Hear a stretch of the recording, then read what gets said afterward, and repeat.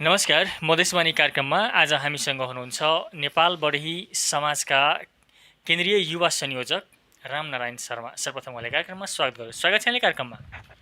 नमस्कार तपाईहरूलाई यो मधेस मिडिया टिमलाई पनि मेरो तर्फबाट शुभकामना दिन चाहन्छु यो दीपावली छठको भाइटिकाको अवसरमा।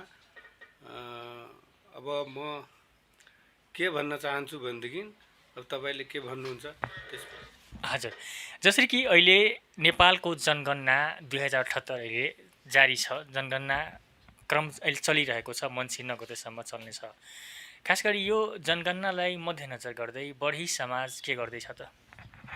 अब हामीले यो जनगणना विगतको 68 को हिसाबले अब अहिले झन् घट्दो समस्यामा छ, सबै घटिरहेछ। 68 सालमा 54,000 लगभग थियो, अहिले आएर 78मा तपाईँको 28,000मा झरिसक्यो। यसको भित्रको समस्या के छ भनेदेखि मान्छेहरू आफ्नो जातको ठाउँमा अन्य अन्य टाइटल लेख्न थाल्यो।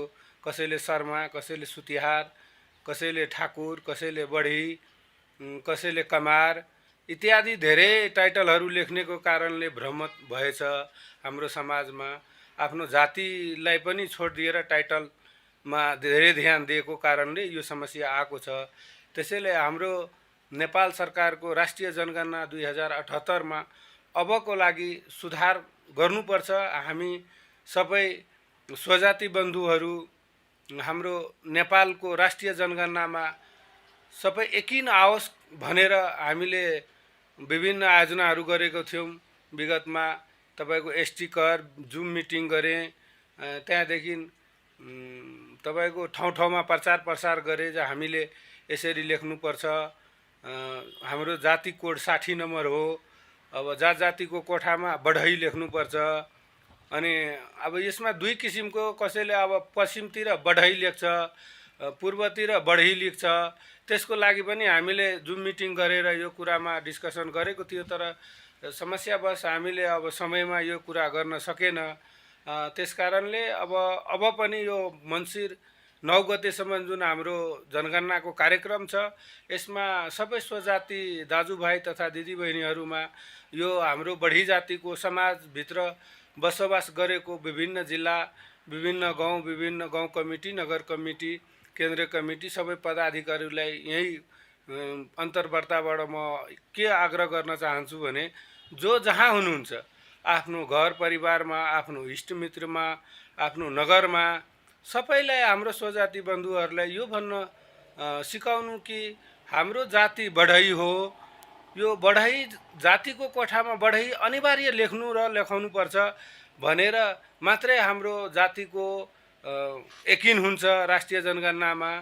त्यसको लागि हामीले यो होइन कि राष्ट्रिय अध्यक्षको र केन्द्रीय युवा संयोजकको मात्रै दायित्व हो, समाजमा प्रत्येक स्वजाति बन्धुहरूको दायित्व हो आफ्नो संस्कार, आफ्नो संस्कृति, आफ्नो जातिको रक्षा गरेन भने हामीले यसको धेरै ठुलो क्षति बेहोर्नुपर्छ। विगतमा हाम्रो पहिचान पनि डुब्न सक्छ, हाम्रो अटोमेटिक विनाश हुन्छ। त्यस कारणले हामीले यो जनगणनाको बारेमा सचेत भएर सबैले आफ्नो गाउँ घरमा बढई लेख्न सबैलाई प्रोत्साहित गरौँ भनेर हामी यही कार्यक्रमबाट अनुरोध गर्न चाहन्छु। हजुर, भनेपछि खास गरी बढी समाजका जुन जनसङ्ख्या जुन छ त्यो अनुसारको तथ्याङ्कमा आएको छैन भन्ने तपाईँको गुनासो हो? हो सर, अब त्यो आएकै छैन नि, किनभने अब 68 सालमा 54,000 थियो। त्योभन्दा पनि कति पहिला थियो त्यति मलाई थाहा भएन, तर 68 सालको चाहिँ हामीले यकिन गरेको छौँ। विभिन्न पत्र पत्रिकाबाट, केन्द्रीय तथ्याङ्कबाट 54,000 रहेको छ। अब अहिलेको 28,000 आएको छ। यो त सकेकै छैन, जारी नै छ अहिले। होइन, जारी 68 सालमा जुन भएको थियो त्यसमा 54,000 हाम्रो जनसङ्ख्या छ। अहिले जुन 78मा आएर 28,000मा आइसक्यो, जबकि बढ्नुपर्ने ठाउँमा घट्ने समस्या देखेको छ। अब फेरि अझ पनि हामीले अब आधुनिक जमाना आयो, मान्छेले टाइटल आफ्नै तरिकाले राख्न थाल्यो। अब त्यसको सुधार गरेन भने तपाईँको फेरि घट्ने चान्स छ 100% चान्स छ घट्ने, किनभने हामीले प्रत्यक्ष अघिल्लो जनगणनामा तपाईँको 68 को जनगणनामा भन्दा अहिले 78 मा घटेको देखाउँछ नि त तथ्याङ्कले। त्यस कारणले हामीले अब यो कामलाई सुधार गरेन भने फेरि हामी घट्ने क्रममै हुन्छौँ। त्यही भएर अनिवार्य रूपमा हामीले के विचार गर्नु पर्यो कि पहिला सबभन्दा हामी कति छौँ देशभरिमा, त्यो यकिन नभइकन हामीले नेपाल सरकारसँग पनि केही आग्रह गर्न सक्दैन। हामी अब आफ्नो हक अधिकारको लागि पनि कसको लागि कति हक माग्ने त्यो पनि यकिन गर्न सकिँदैन। कुन ठाउँमा बस्ने, हाम्रो अब राष्ट्रिय संरचनाको अनुसार, राष्ट्रिय विधानको अनुसार हामीले कुन ठाउँमा कति छौँ त्यो माग्न पनि कठिनाइ भएको कारणले पनि हामीले यो जनगणनामा ध्यान केन्द्रित गर्नैपर्छ, म त्यही भन्न चाहन्छु। हजुर, खास गरी जुन गत जनगणनामा 2068 सालको जनगणनाको तथ्याङ्क अनुसार जुन तपाईँको 54,000 भन्नुभयो, त्यो कतिको सन्तोषजनक छ? त्यसमा वास्तविक जुन तपाईँका समाजका जनसङ्ख्या आएको छ कि त्यसमा पनि केही घटेको अथवा अझ त्यसमा केही आउन नसकेको हो कि? त्यसमा त त्यस पहिलाकोमा त धेरै कम आएको छ नि। अब हामीले अनुमान गरेको छौँ 3 लाखभन्दा बढी, 3 लाखदेखि 5 लाखको हाराहारीमा छ हामीले अनुमान। जो हाम्रो नेपाल बढी समाजले जुन अनुमान गरेको छ त्यो चाहिँ हाम्रो देशैभरिमा मेचीदेखि महाकालीसम्ममा 3 लाखदेखि माथि 5 लाखदेखि मुनिको अनुमान गरेको छ। हामीले पनि यो आफ्नो इन्टरनल तरिकाले पनि, संस्थागत तरिकाले पनि यसको खाकाको तयार गरेको छौँ। हामीले त्यो पनि उठाउने क्रममा छौँ। अब हामीले आफ्नो त ढिलो चाँडो उठाउँला, तर राष्ट्रिय योजना अनुसार पर्न गएकोले यो जनगणना कार्यक्रम, त्यसमा चाहिँ हामीले सरकारलाई जुन बुझाउनु पर्ने त्यहाँबाट बुझ्न मात्रै सकिन्छ, हामी आफ्नैबाट मात्रै मान्यता हुँदैन। त्यो भएर अहिले अब वास्तवमा एकदम घट्ने क्रममा छ। अब तपाईँको 54,000 जुन थियो त्यो पनि कमै छ। अब 3 लाख कहाँ 54,000, 20% पनि छैन। अब गणकको हिसाबले पनि रजिस्टर गर्न अप्ठ्यारो भइरहेछ। अब त्यो थोरै भयो भने अन्यमा राखिदिन्छ। अब त्यो नहोस्। हाम्रो कति छ यकिन गर्नको लागि हामीले सबैजनाले आफ्नो आफ्नो ठाउँबाट यो नगरुन्जेलसम्म हाम्रो बढी समाजको जुन जनसङ्ख्याको हिसाब छ त्योमा हामी भ्रम नै रहन्छौँ जहिले पनि। त्यसैले हामीले यसपालिको 78 को जनसङ्ख्या यदि राम्रोसँग लेखिएन भने फेरि 10 वर्ष पछाडि जानेछौँ। 10 वर्ष पछाडि हामीले नेपाल सरकारको हक अधिकारबाट वञ्चित हुनेछौँ। त्यही भएर हामी सतर्क रहौँ, सतर्क बनौँ। सहजतापूर्वक हामीले आफ्नो जातिको महलमा तपाईँको बढी लेख्न अनिवार्य रूपले सबैलाई प्रचार गरौँ।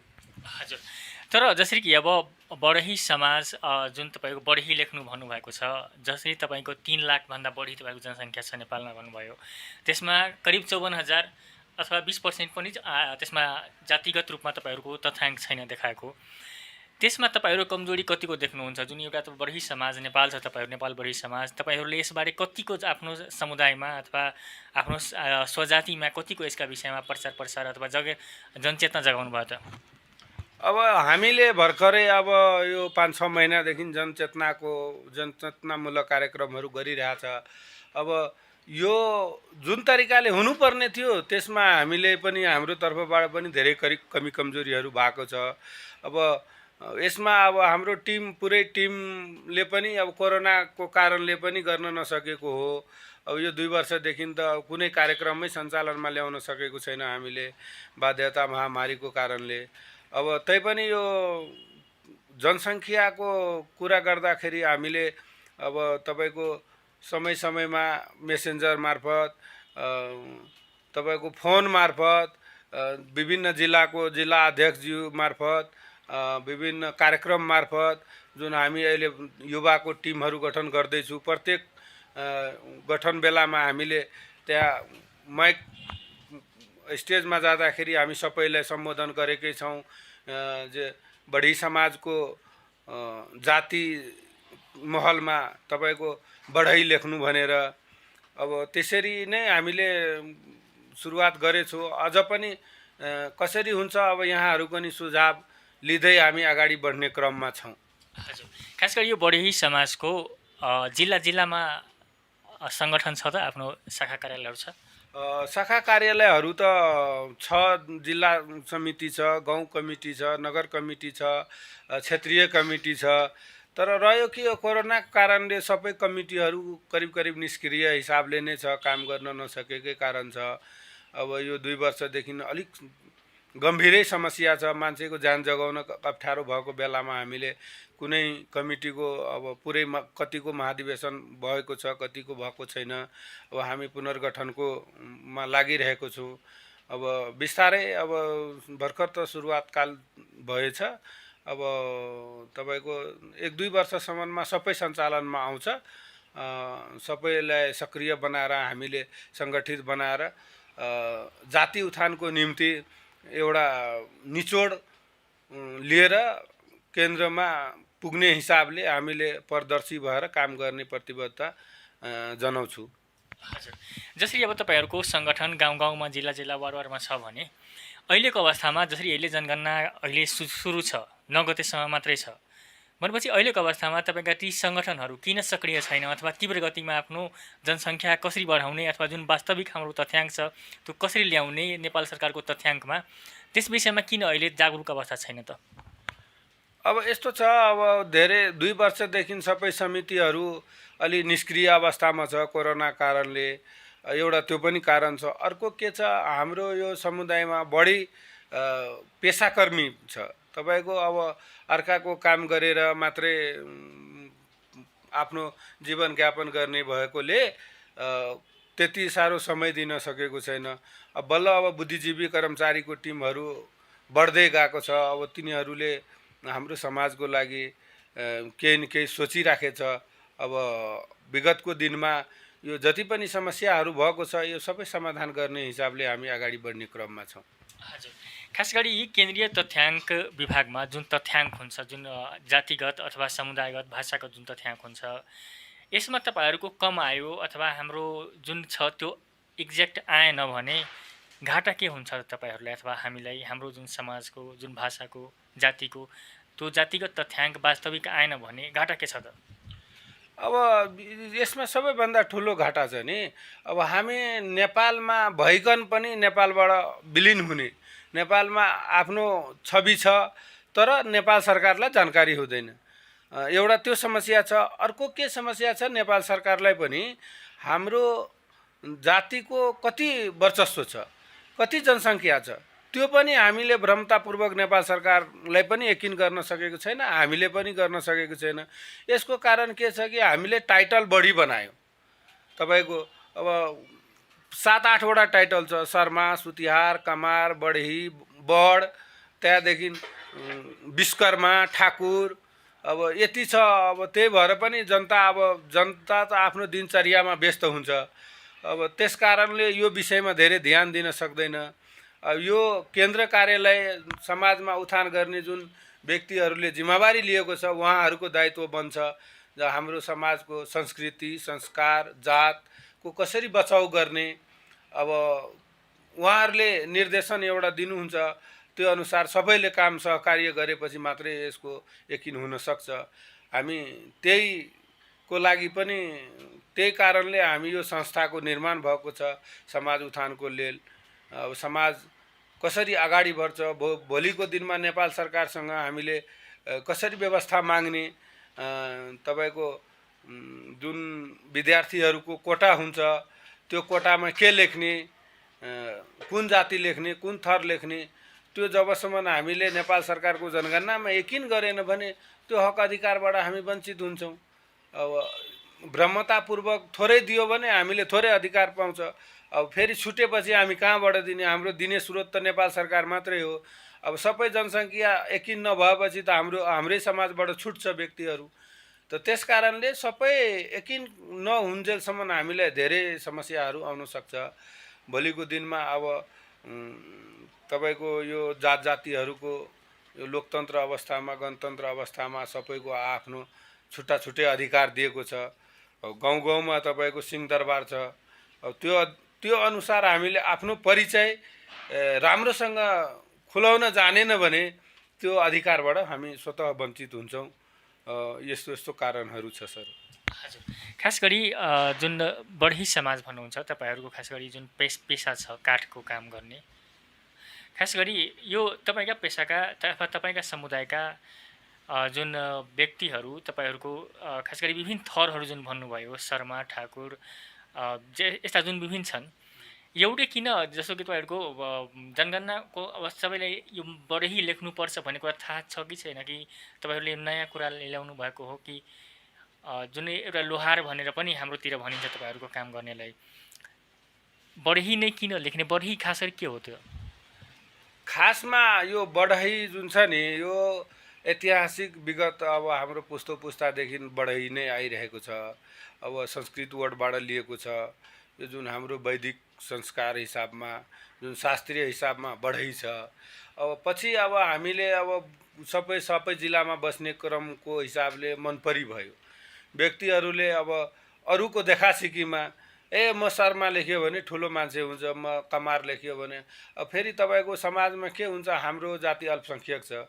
अब कामको पेसाले पनि अब काम गर्ने हिसाबले कमार भनिदियो, कसैले आफ्नै मनले बढीले शर्मा बनाइदियो, बाभनमा जान्छौँ भनेर। हामी अलरेडी ब्राह्मण छौँ त त्यसमा शर्मै लेख्नुपर्छ भन्ने छैन नि।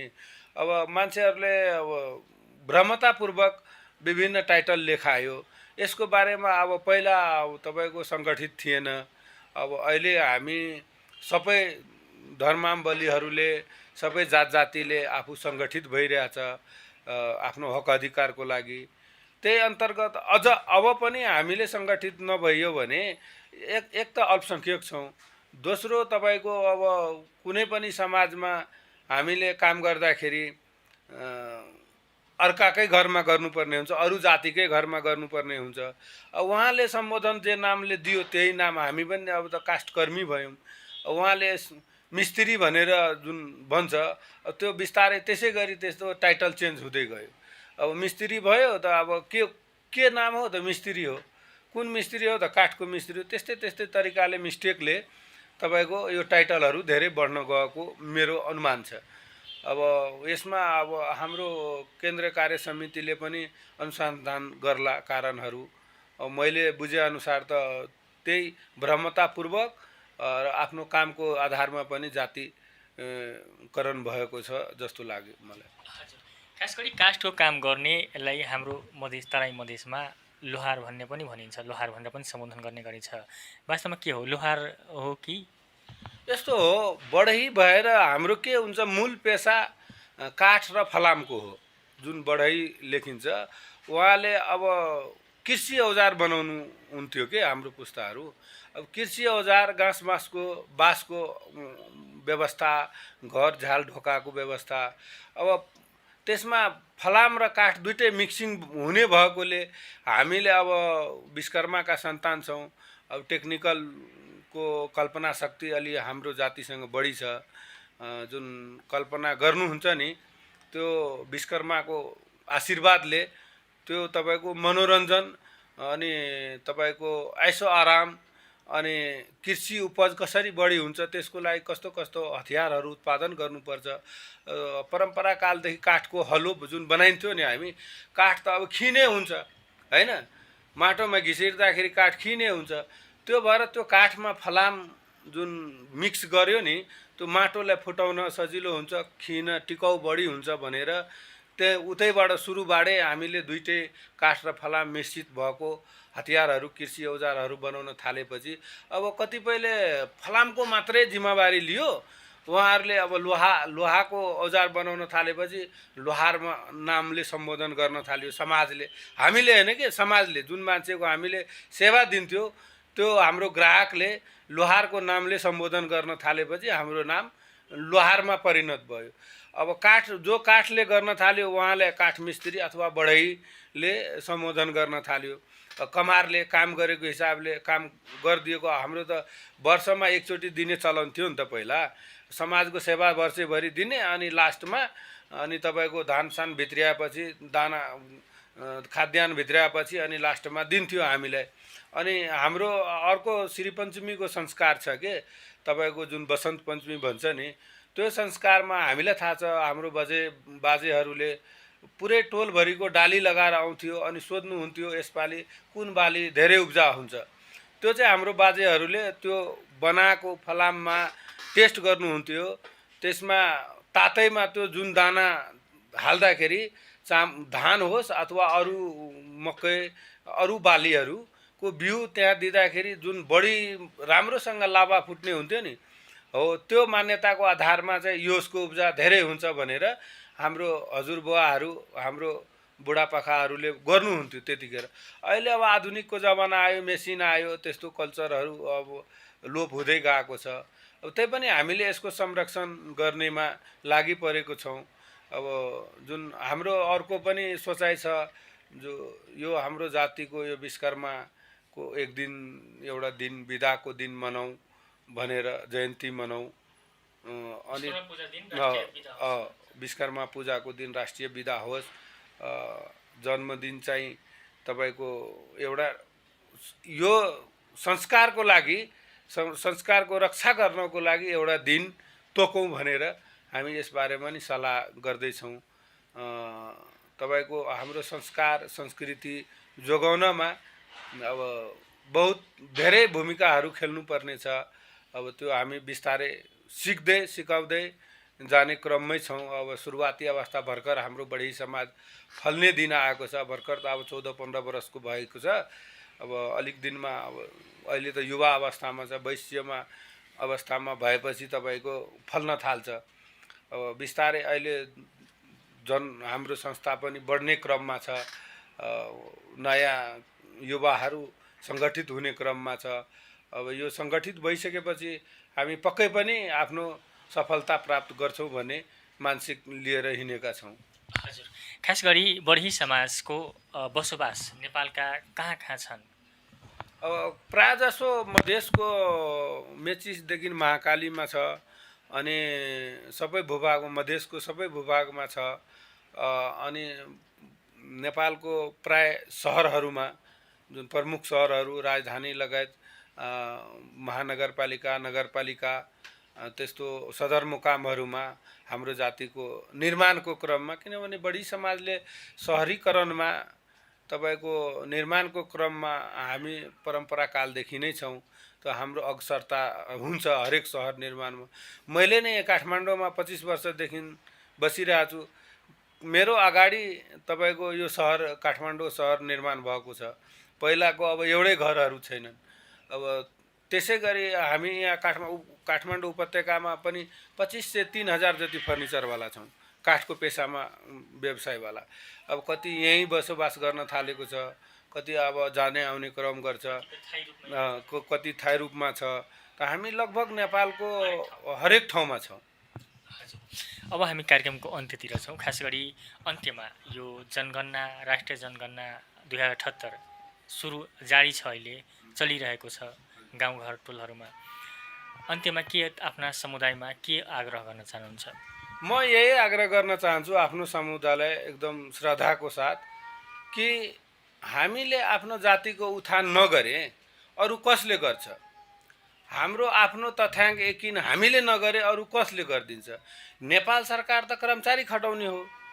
अब कर्मचारीले आफ्नो काम गरिदिएन भने हामी त छुट्छौँ सोतौँ।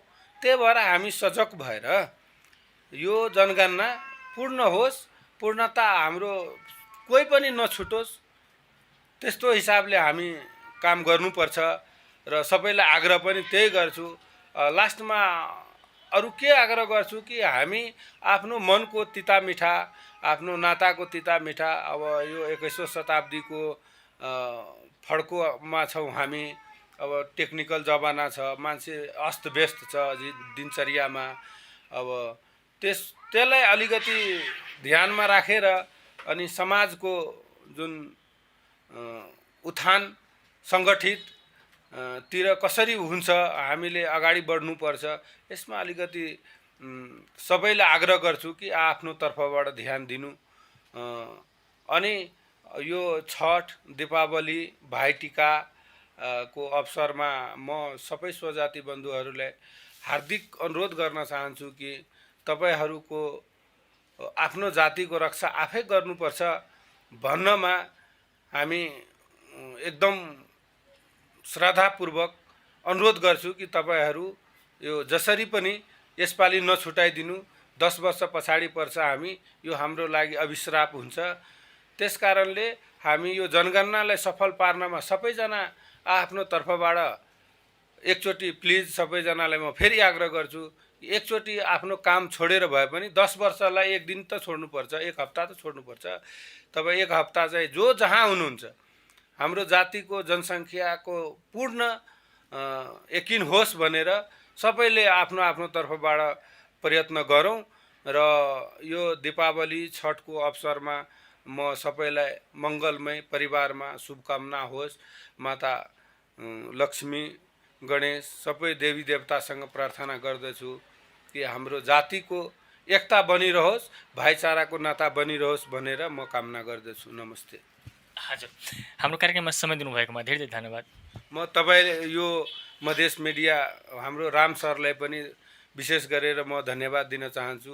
आज तपाईँको स्टुडियोमा मलाई 2 शब्द आफ्नो राख्न, समाजको लागि राख्न अवसर दिनुभएकोमा म धेरै धेरै आत्मीयदेखि धन्यवाद दिन चाहन्छु। नमस्ते। हजुर, मधेसवाणी कार्यक्रममा आज हामीसँग हुनुहुन्थ्यो नेपाल बढी समाजको केन्द्रीय युवा संयोजक रामनारायण शर्मा।